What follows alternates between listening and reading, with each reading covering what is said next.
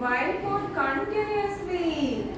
ಅದಕ್ಕೋಸ್ಕರ ನನಗೆ ಡಾಕ್ಟರ್ ನಿನ್ನೆ ಇಂಜೆಕ್ಷನ್ ಮಾಡಿದ್ದಾರೆ. ಹೌದಾ ಮ್ಯಾಮ್? ಹಾಗಾದ್ರೆ ನಿಮ್ಗೆ ವೆರಿ ಪೇನ್ಫುಲ್ ಆಗಿದೆ ಅಲ್ವಾ? It was too much painful. C ಹಾಗಾದ್ರೆ ನಾವು ಮೊಬೈಲ್ ಫೋನ್ ನ ಯೂಸ್ ಮಾಡಬಾರ್ದು. Don't use mobile phone, okay?